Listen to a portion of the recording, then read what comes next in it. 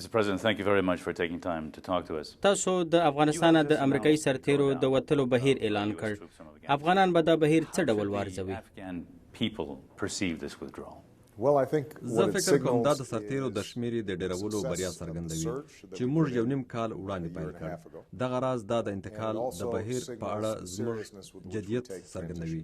په 2009 کال کې ما اعلان وکړ چې موږ به 10,000 اضافي سرتیري افغانستان ته ولېږو او په دې لړ کې زموږ اهداف ډیر څرګند وو. موږ غوښتل چې د طالبانو هغه نفوذ وځپو چې د افغانستان په ځینو سیمو کې مخ په ودې وو.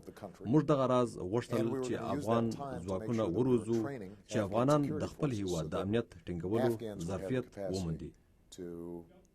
موږ په دې موده کې ډیر پرمختګونه کړي دي او موږ 100,000 اضافي افغان سرتیري روزلي دي. موږ په کندهار او هلمند ولایتونو کې ګڼې سیمې د طالبانو له واکه راایستلې دي چې خلک د امن احساس وکړي. اوس موږ غواړو چې د روان کال تر پایه 10,000 سرتیري راوباسو او 23,000 نور تر راتلونکي دوبي پورې راوباسو. په دې توګه به موږ په پخواني شمېر کې پوځي شتون ولرو. د افغان ځواکونو له ودې سره به موږ د انتقال بهیر ته په دې هدف دوام ورکړو چې دغه بهیر په 2014 کال کې بشپړ شي. خو تر 2014 وروسته به هم موږ هڅه وکړو د افغانستان له خلکو او دولت سره پیاوړي اړیکې وساتو. موږ به عیني پوځي شتون ونه لرو خو موږ به هغو اقتصادي او پرمختیایي موخو ته هیله ولرو چې له افغانانو سره به په ګډه ورباندې کار کوو. The strong relationship with the Afghan people and the Afghan government. We won't have the same military presence, but what we hope on economic and development agendas that we're going to continue to work with Afghans as we have. What kind of impact do you think تاسو له انده دا کار به د ناټو پر متحدینو څه ډول اغیزه ولري؟ د بلګې په ډول تاسو څه ډاډ ورکوي چې د ناټو متحدین به د وتلو بیړه ونه کړي؟ معنا دا چې له موږ وړاندې له افغانستانه ووځي. Well, we actually له دې پریکړې وړاندې موږ له خپلو ناټو متحدینو سره ژورې مشورې لرلې. ما دا موضوع د ناټو له عمومي منشي او د نورو مهمو شریکو هیوادونو سره مطرح کړه او دوی ټول په دې پوهېدلي دي. موږ د سرتیرو شمیره اوچته کړه او اوس یې ټیټوو. خو زموږ اساسي 58,000 سرتیري به ان له راتلونکي کال وروسته په افغانستان کې پاتې شي او موږ به د انتقال بهیر په داسې توګه ترسره کړو چې افغان ځواکونه د خپل هیواد د امنیتي اړتیاو د سمبالښت جوړوي. are able to handle the security needs of their country. So right now نو تاسو اوس خپل پریکړه په سیمه کې د حالاتو سره سم کړی ده. تاسو دغه بهیر څنګه بشپړ کړ؟ Well, it's a combination. دا د جنرال پټریس او په سیمه کې له نورو قومندانانو سره د خبرو اترو لړۍ وه او له افغان حکومت سره هم مشوره وشوه. دلته یوه اساسي موضوع دا ده چې سم انډول رامنځته شي. افغانانو ته دا پوهاوی ورکړو چې موږ داسې یو خپلواک افغانستان غواړو چې خوندي وي او موږ په دې پوهیږو هر څومره چې د افغانانو مسؤلیت شتون ولري نور ټول به ښه وي. خو موږ باید دا ډاډ هم ورکړو چې چارې داسې په چټکۍ ترسره نه کړو چې افغانان یو وار بیا ځانونه یوازې احساس کړي. زه فکر کوم هغه شمیر چې موږ غوره کړی سم انډول رامنځته کوي او د انتقال له یوه تدریجي بهیر سره سمون لري او موږ ته به بیا هم له افغانانو سره د شراکت فرصت راکړي. دا هم باید هیر نه کړو چې افغانان هم هره ورځ وژل کیږي. دوی هم په جګړه کې ښکیل دي.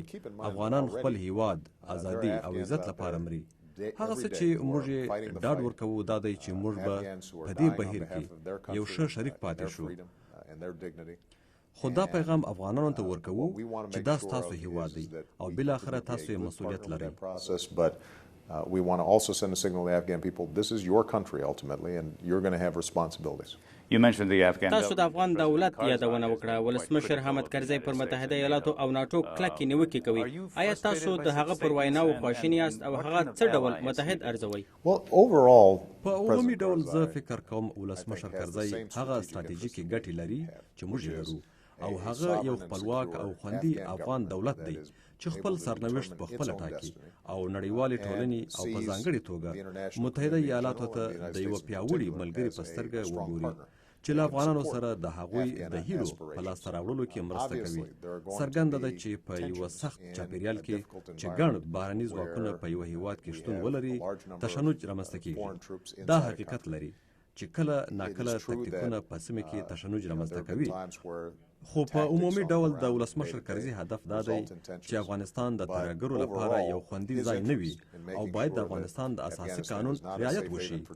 زما له انده د ولسمشر کرزي دا توضیحات د امریکا له ګټو سره پوره سمون لري.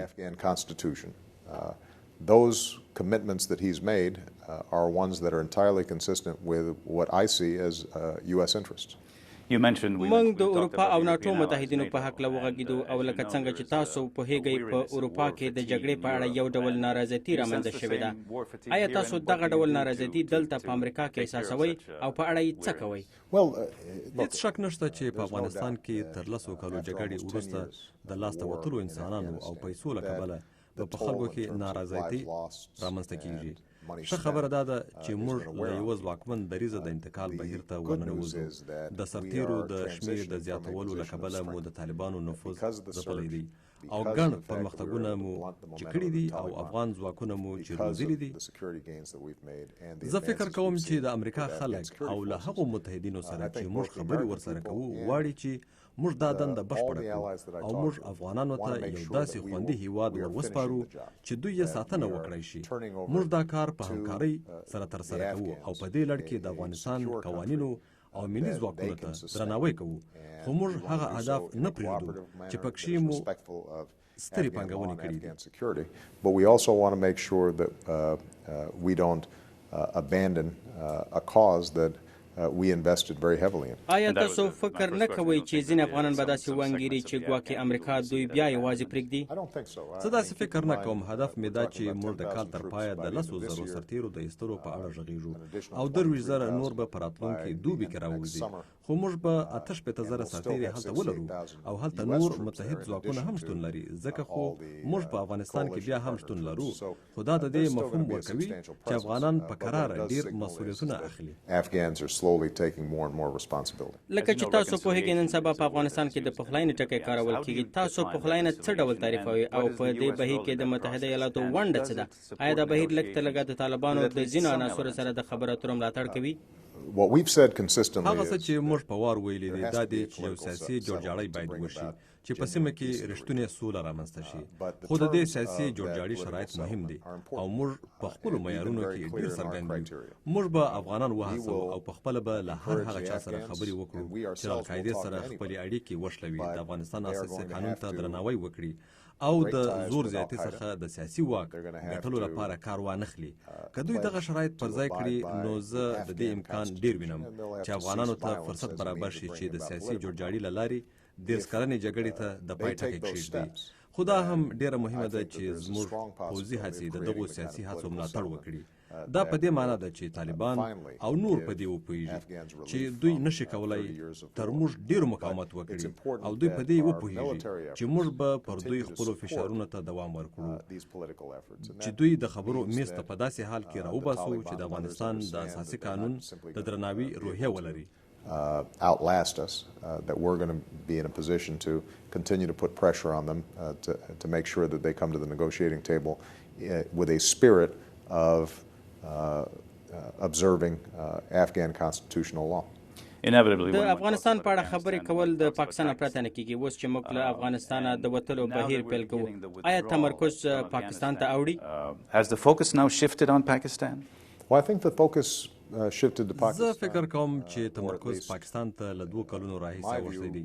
موږ باید افغانستان او پاکستان ته د یوې ګډې ستونزې په توګه وګورو. په سرحدي سیمه کې افراطي ډلو واک ترلاسه کړی او په هغه ځای کې القاعدې ته پناه ورکوي چې پر افغانستان، پاکستان او ټولې نړۍ بریدونه وکړي. موږ له پاکستان سره د اړیکو پیاوړي کول غوښتلي دي. Pakistan and around the world. څرګنده ده چې د کار تشنج هم رامنځته کړی دی. خو په عمومي توګه پاکستان له موږ سره د استخباراتو په چارو او پاکستان کې پر مهمو اهدافو په برید کولو کې همکاري کړې ده. موږ فکر کوو چې هیڅ بل هیواد تر پاکستان له ترهګرو ډیر نه دی اغیزمن شوی، ځکه خو دا همکاري د پاکستان په ګټه هم ده. موږ فکر کوو چې پاکستان د پخلاینې په لړ کې د مشروع ونډې حق لري.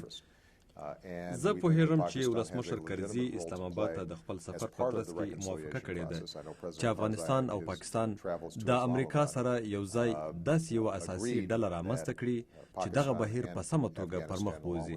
پاکستان نه یوازې چې مسؤلیت لري بلکې زه فکر کوم په خپل خاوره کې د ترهګرو د شتون له ختمولو سره هم ژور علاقه لري. Pakistan has not only a responsibility, but also, I think, a deep interest in dealing with the terrorist elements that are still in their territory. خو څرګنده خبره ده چې د امریکا او پاکستان ترمنځ اړیکې سړې شوې دي. تاسو د اسلام آباد او واشنگټن ترمنځ د خرابېدونکو اړیکو د بیا رغولو لپاره څه پلان لرئ؟ Well, I think what's happened is زه فکر کوم هغه څه چې ترسره شوي دا دی چې د وخت په تېرېدو سره زموږ په اړیکو کې صداقت ډېر شوی دی. ځینې ښکاره توپیرونه هم شته. څرګنده ده چې د اسامه بن لادن د وژلو عملیاتو اضافي تشنج رامنځته کړ. خو ما تل پاکستان ته په ډاګه ویلي چې که موږ هر وخت اسامه په نښه کړ نو د عمل سپماوی به ونه کړو. موږ فکر کوو چې که پاکستان له افراطیت څخه د رامنځته کېدونکو ګواښونو په سم پوهاوی ولري نو هیڅ داسې دلیل به نه وي چې موږ ګډ کار ونه شي کړی. د امریکا، پاکستان او افغانستان امنیتي ګټې سره نښتي دي. To make sure that both U.S. security interests, Pakistani security interests and Afghan security interests converge. آیا تاسو فکر کوئ چې پاکستان باید د ترهګرۍ سره په مبارزې کې خپله ونډه نوره هم ډیره کړي؟ زه فکر کوم چې پاکستان تل ترهګرۍ ته د داسې یوې ستونزې په سترګو کتلي چې په نورو پورې اړه لري او یا د طالبانو عناصرو ته په افغانستان کې د نفوذ وسیلې ګڼي. هغه څه چې موږ پاکستان ته وړاندیز کړي دا دی چې ترهګرۍ تر بل هر هیواد ډیر پاکستان ګواښوي. دغه کار د پاکستان او نورو هیوادونو، ګاونډیو او متحدو ایالاتو ترمنځ په اړیکو ناسمه اغیزه کوي. خو که له افغان دولت سره مستقیمه اړیکه ولري نو دا په ډیره شوي او هیڅ دلیل نشته چې طالبان د افغانستان په خلاف وکارول شي. د دې پر ځای باید دوی افغان دولت ته د یوه ملګري او شریک په سترګه وګوري چې ګډ کار ورسره وکړي. If it is having a direct relationship with the Afghan government that is constructive, that there's no reason for them to see the Taliban as a hedge against Afghanistan. Instead, they should see the Afghan government as a partner that they can work with. بیرته افغانستان ته راګرځو. آیا تاسو فکر کوئ چې اروپایي متحدین باید خپله ونډه ډیره کړي؟ ځکه د دفاع وزیر رابرټ ګیټس په دې وروستیو کې پر اروپایانو او ناټو یو لړ نیوکې کړي دي. آیا دوی نور څه هم کولی شي چې باید ویې کړي؟ زه فکر کوم په افغانستان کې زموږ د اروپایي متحدینو قربانۍ ډېرې سترې دي. که تاسو د برټانیې ځواکونو د مرګ ژوبلې شمېر ته وګورئ ډیر لوړ دی. فرانسویانو، ایټالویانو، هالنډیانو ټولو ډیره قربانۍ ورکړې دي. که تاسو ګڼو مرکزي او ختیځو اروپایي دولتونو ته نظر واچوئ د دوی شمېرې هم اوچتې دي او تر خپل وس یې ډیره ونډه اخیستې ده. موږ پر هغه څه چې مو ترسره کړي دي ویاړو. اوس هغه څه چې زه فکر کوم رښتیا ده دا دی چې د ناټو د بدلیدونکي ونډې پوښتنه ده. موږ ټول د پوځي بودیجو له فشارونو سره مخامخ یو. زه فکر کوم چې د دفاع وزیر په افغانستان کې د اروپایي هیوادونو د ونډې په هکله لږ غږېدلی دی. د دوی ونډه ځواکمنه او دوامداره ده. خو کله چې موږ د راتلونکو عملیاتو او راتلونکي ظرفیت په هکله خبرې کوو دا پوښتنه رامنځته کېږي چې آیا اروپا به زموږ سره د ناټو په عملیاتو کې پوره شریکه پاتې شي؟ Speaking less about European participation in Afghanistan, which has been actually quite robust and sustained, but rather as we think about future operations and future capacity, is Europe going to recognize that it has to be a full partner with us in NATO operations. تاسو د پوځي بودیجې یادونه وکړه او زه ډاډه یم چې د ځواکونو په ایستلو کې یوه ملاحظه د جګړې لګښت کیدی شي. اوسنی بودیجوي کړکېچ تر کومه بریده ستاسو پر بهرنۍ تګلارې سیوری اچوي چې امریکا څه کولی شي او څه نشي کولی؟ Does the current budget crisis drive your foreign policy in terms of what the U.S. can and can't do? حقیقت دا دی چې دا ملاحظات پر بودیجوي محاسباتو نه دي ترسره شوی. دا پر هغه تګلارې شوی چې ما 18 میاشتې وړاندې اعلان کړی و. ما غوښتل چې دا تګلاره پلي شي. ما د امریکا خلکو ته یوه ژمنه کړې وه چې د سرتیرو شمېره به له 18 تر 24 میاشتو لپاره زیاته شي. تر هر څه لومړی دا محاسبه د ستراتیژیک پوهاوي پر بنسټ ولاړه ده. داسې چې په اوږده مهال کې د یوه باثباته افغانستان لپاره زموږ په وړاندې یوازینۍ لاره دا ده چې افغانان باید ظرفیت ولري او دا چې موږ نشو کولی د دوی په کلیو کې ګزمې وکړو او د دوی پر سړکونو پولیس وګمارو. بالاخره افغانان باید دا چارې ترسره کړي. هغه حقیقت چې په اړه یې هیڅ شک نشته دا دی چې متحده ایالاتو یو ستر مالی پیټی پر وجو اخیستی، نه یوازې د افغانستان د جګړې بلکې د عراق د جګړې هم. په افغانستان کې د سرتیرو د شمیرې د ټیټولو په هکله یو استدلال چې ما د امریکا د خلکو سره کارولی دا دی چې زموږ ځواک او قدرت تل زموږ پر اقتصادي پیاوړتیا او سوکالي ولاړ دی. د قدرت په کارولو کې موږ باید سم قضاوت وکړو. دا یوه ښه تګلاره ده. دا زموږ د ملي امنیت لپاره ښه ده او اتفاقا دا زموږ د بودیجې لپاره هم ښه ده. Mr. President, thank you for your time. I really enjoyed it. Thank you.